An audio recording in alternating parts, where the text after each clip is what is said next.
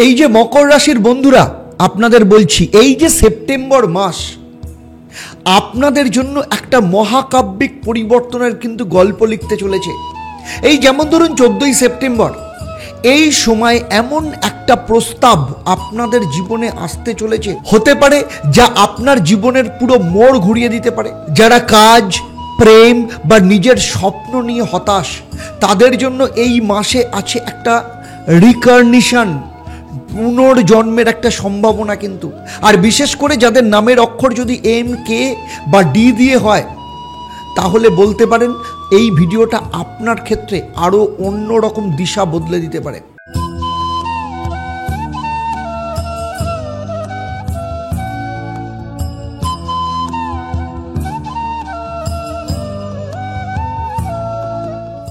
নমস্কার, আমি আচার্য দেবদত্ত, অ্যাস্ট্রোনমা আচার্য দেবদত্ত চ্যানেলে আপনাদের সবাইকে স্বাগত জানাই। আজ আমি আপনাদের সাথে আলোচনা করতে চলেছি, আপনারা বুঝেই গেছেন, সেপ্টেম্বর মাসে মকর রাশির জাতক জাতিকাদের ক্ষেত্রে কি ফল আসতে চলেছে। প্রত্যেকটা সেক্টর ধরে ধরে আমি আলোচনা করব। সেই সাথে থাকবে আপনাদের জন্য মহা উপায় কি মন্ত্র আপনারা পালন করবেন, কি রং আপনাদের জন্য লাকি হতে পারে, আর সেই সাথে থাকছে এই পর্বের শেষে আপনাদের জন্য একটা সারপ্রাইজ। তাই পুরো ভিডিওটা শেষ অবধি খুব মন দিয়ে দেখবেন। আমার এই আলোচনা আপনাদের জন্মরাশি এবং বর্তমানে যে গ্রহদের গোচর তার উপর কিন্তু নির্ভর করে। সুতরাং যদি আমার এই আলোচনার মধ্য দিয়ে কোথাও আপনার মনে হয় যে আমি যা বলছি সে কোথাও আপনার সেক্ষেত্রে ডিফার করছে, আমি বলবো ইমিডিয়েট আপনার জন্মছক, আপনার বাস্তু এবং আপনার হাতকে বিচার করানো ভীষণ দরকার, কারণ সেখানেই আপনার আসল ডাউট, আপনার আসল প্রশ্নের উত্তর কিন্তু লুকিয়ে আছে। তাহলে চলুন শুরু করি। মকর রাশির ক্ষেত্রে যখন সেপ্টেম্বর মাস শুরু হবে, তখন নবগ্রহের অবস্থান ঠিক এরকম থাকবে। আপনাদের দ্বিতীয় স্থানে রাহু অবস্থান করছে, রাহুর কোনো পরিবর্তন হবে না। তৃতীয় স্থানে শনি বসে রয়েছে, শনিরও কোনো পরিবর্তন হবে না। ষষ্ঠ স্থানে মিথুন রাশিতে বৃহস্পতি রয়েছে। সপ্তমে শুক্র বসে রয়েছে, তবে শুক্র কিন্তু 15 তারিখ চলে আসছে আপনার অষ্টম স্থানে, অর্থাৎ সিংহ রাশিতে। সেখানে কেতু, বুধ, রবি বসে আছে। রবি বুধ বুধাদিত্য যোগ রয়েছে, তবে 15 তারিখ কিন্তু বুধ চলে আসবে আপনার নবম স্থানে। আবার 17 তারিখ নবম স্থানে এসে পুনরায় কন্যা রাশিতে বুধাদিত্য যোগ শুরু হবে। মঙ্গল আপনার ভাগ্যস্থানে বসে রয়েছে, কিন্তু 13 তারিখ মঙ্গল কিন্তু চলে আসবে আপনার দশম স্থানে। তো চলুন তাহলে সেই সেক্টর অনুযায়ী আপনাদের জীবনের প্রত্যেকটা বিষয় নিয়ে আলোচনা করব। তবে তার আগে বলবো আপনাদের সবাইকে শুভ শারদীয়ার প্রীতি শুভেচ্ছা।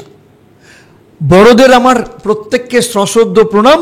আর আপনারা যার মধ্যে যারা সমবয়সী রয়েছেন বা যারা ছোটরা রয়েছেন, তাদের জন্য রইল আমার আন্তরিক প্রীতি শুভেচ্ছা এবং অত্যন্ত শুভ কামনা। তাহলে চলুন শুরু করি। প্রথমেই আসবো কেরিয়ার। প্রথমেই কথা বলবো আপনাদের কেরিয়ার এবং আর্থিক অবস্থা নিয়ে। দেখুন, সেপ্টেম্বরের শুরুতে অর্থাৎ 1 থেকে 10ই সেপ্টেম্বর রাহু বৃহস্পতির প্রভাবে মকর রাশি জাতক জাতিকাদের কর্মক্ষেত্রে অপ্রত্যাশিত পরিবর্তন আসতে পারে।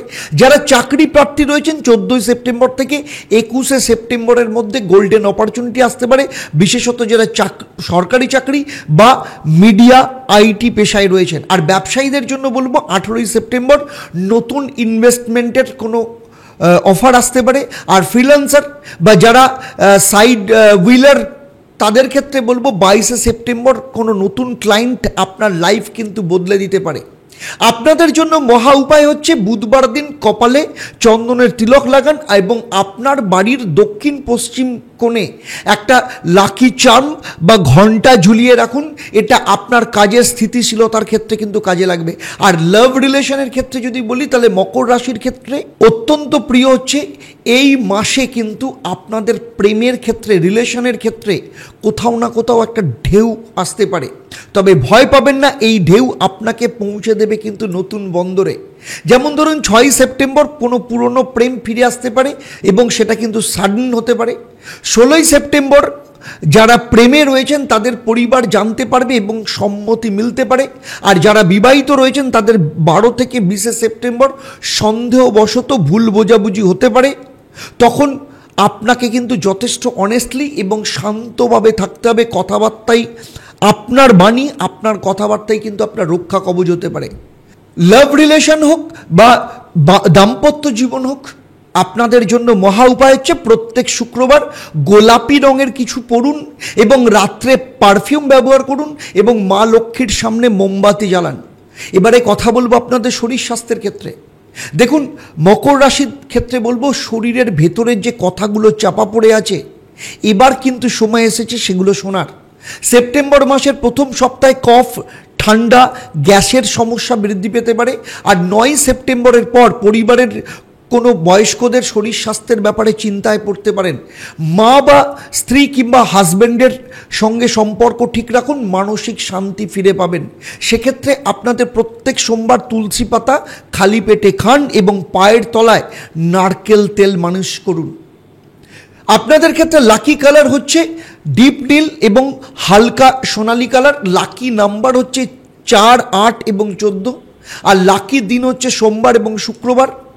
আর বাস্তুর ক্ষেত্রে টিপস হচ্ছে বাড়ির দক্ষিণ পূর্ব কোণে একটা লাল কাপড়ে লবঙ্গ মুড়ে রাখুন। আর ঘরের প্রধান দরজার পাশে লাল আলতা বা রক্ত চন্দন দিয়ে স্বস্তিক চিহ্ন আঁকুন প্রত্যেক মঙ্গলবার। আর সাপ্তাহিক হিসাবে যদি বলি তাহলে কি আপনাদের স্টেপ নেওয়া উচিত? আর্থিক এবং স্বাস্থ্য বিষয়ে সতর্ক থাকুন। 1 থেকে 7 সেপ্টেম্বরের কথা যদি বলি, অর্থ এবং স্বাস্থ্যের ব্যাপারে সতর্ক থাকুন। চুপ করে কাজ করে যান, ফল পাবেন দ্বিতীয় সপ্তাহে। কারণ 8 তারিখ থেকে 14 তারিখ, বিশেষ করে 14 তারিখে কোনো সিদ্ধান্তমূলক একটা দিন হতে পারে, সেটা প্রপোজ হতে পারে, নতুন কাজ হতে পারে, ইনভেস্টমেন্ট, সব কিছুই শুভ। আর সঙ্গে লাল কাপড় রাখুন। তৃতীয় সপ্তাহ 15 থেকে 21 তারিখ পারিবারিক দিক থেকে কোনো একটা আবেগঘন কোনো সময় আসতে পারে। কারোর থেকে দূরে থাকা আপনাকে মানসিক দিক থেকে যন্ত্রণা দিতে পারে। কাজের জন্য দূরে যাওয়ার সুযোগও এই সময় আসতে পারে। আর চতুর্থ সপ্তাহ 22 থেকে 30 তারিখ ব্যবসায় নতুন শুরু করা বা কোনো ডিল করার সময়। প্রেমের জীবনে স্থিতি আসবে, কিছু ক্ষেত্রে বিয়ের দিনও এই সময় ঠিক হতে পারে। আর সার্বিকভাবে আপনার ক্ষেত্রে মহা মন্ত্র হচ্ছে ওম নীলাঞ্জন সমভাসং রবিপুত্রং যমগ্রজম ছায়ামার্তণ্ড সংভূতং তং নমামি শনিশ্চরায়। প্রতিদিন সকালবেলা সন্ধেবেলা 11 বার করে এটা পাঠ করবেন। আর বাস্তুর ক্ষেত্রে বলবো দক্ষিণ কোণে আয়না বসাবেন না। আর মাসের প্রথম বৃহস্পতিবার দক্ষিণ দিক থেকে শুরু করে পুরো ঘরটা ঝাঁট দিন, ধূপ জ্বালান। সুতরাং মকর রাশির জাতক জাতিকাদের ক্ষেত্রে বলছি, আমি যে আলোচনাগুলো করলাম, আপনার মনের কথা যদি মনে হয় সেগুলো অবশ্যই ভিডিওটা শেয়ার করুন এবং আপনার সেই বন্ধুদের যাদের জন্ম মকর রাশি বা যাদের পরিবারে মকর রাশি রয়েছে। আর হ্যাঁ, সেই সাথে আরও এবং সেই সাথে কমেন্টে লিখুন মকর মানেই কিন্তু লড়াকু। আর সেই সাথে আরও বেশি করে চমকপ্রদ ভবিষ্যৎবাণী পেতে গেলে, এই রকম প্রেডিকশন পেতে গেলে সাবস্ক্রাইব করুন অ্যাস্ট্রোনম আচারিয়া দেবদত্ত চ্যানেলকে। আর যদি ফেসবুক পেজে দেখেন অবশ্যই পেজটাকে লাইক এবং ফলো করতে ভুলবেন না। এবারে আসবো আপনাদের জন্য প্রশ্ন। আমি এই পর্বে উল্লেখ করেছি মঙ্গল কত তারিখের পর আপনার 10ম স্থানে প্রবেশ করবে। আপনাদের মধ্যে যারা সঠিক উত্তর দেবেন, লাকি ড্রয়ের মাধ্যমে আমি 3 জন সঠিক উত্তরদাতাকে বেছে নেব এবং আপনাদের জন্য থাকবে দুর্গাপুজোর স্পেশাল সারপ্রাইজ গিফট। আর সেই সাথে বলবো যে মহালয়ার অমাবস্যায় আমি বিশেষ পুজো এবং হোমযজ্ঞের আয়োজন করেছি। যাদের মনে হচ্ছে যে আপনাদের জীবনের বিভিন্ন সেক্টরে ভীষণ ধরনের সমস্যার মধ্যে পড়েছেন, যদিও সেটা নিয়ে আমি আলাদা ভিডিও করব, রাশি অনুযায়ী আপনাদের জীবনে কি কি সমস্যা আসতে পারে এবং সেই জায়গা থেকে বেরোনোর জন্য আপনারা কিভাবে মহালয়ার অমাবস্যাকে কাজে লাগাতে পারেন। যারা যারা মনে করছেন যে সেই সময়টাকে কাজে লাগাবেন, আপনার জীবনের যে কোনো স্থিতি হোক, আর্থিক হোক, শারীরিক হোক, মানসিক হোক, পড়াশোনার ক্ষেত্রে হোক, সন্তান বিষয় হোক, সন্তান আসা ক্ষেত্রে সমস্যা হোক, সমস্ত সেক্টর নিয়ে, কেরিয়ার, অর্থ, ব্যবসা, লাভ লাইফ কিংবা বিবাহিত জীবন, যেসব জায়গায় আপনি নিজে বাধা অনুভব করছেন, জীবন এগোচ্ছে না, আটকে আছে, তাহলে নিচের যে নাম্বার দেওয়া রয়েছে সেই নাম্বার এক্ষুনি ফোন করে আপনারা কিন্তু অবশ্যই সেই আমার অনলাইনে কনসালটেন্সি কিংবা অফলাইনে চেম্বারের জন্য বুক করতে পারেন। কারণ দেখুন, কৌশী অমাবস্যায় প্রচুর লোক শেষ মুহূর্তে তাদেরকে আমাকে না করতে হয়েছে। তার কারণ হচ্ছে, একে তো সময়ের অভাব ছিল, কারণ লিমিটেড সময়ের মধ্যে প্রচুর কাজ, কারণ আমি সেই কাজ হাতে নিই। যেই কাজের ওপর আমার কনফিডেন্স আছে, আর আমি যদি কোনো কাজ হাতে দিই জানবেন সেই কাজ সাকসেস না হয়ে যাবে না। সুতরাং আমি বলছি যাদের যাদের মনে হচ্ছে তারা কিন্তু এক্ষুনি নিচের নাম্বারে যোগাযোগ করতে পারেন। তাহলে আজকের মতো বিদায় নিচ্ছি, আবার দেখা হবে আপনাদের সাথে পরবর্তী পর্বে কুম্ভ রাশির জাতক জাতিকাদের নিয়ে।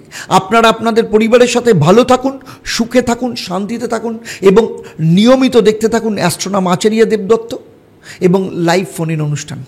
নমস্কার, ভালো থাকবেন, আপনাদের সবারই পুজো ভালো থাকুন। ওম নমঃ শিবায়, হর হর মহাদেব, ওম দুং দুর্গায় নমঃ।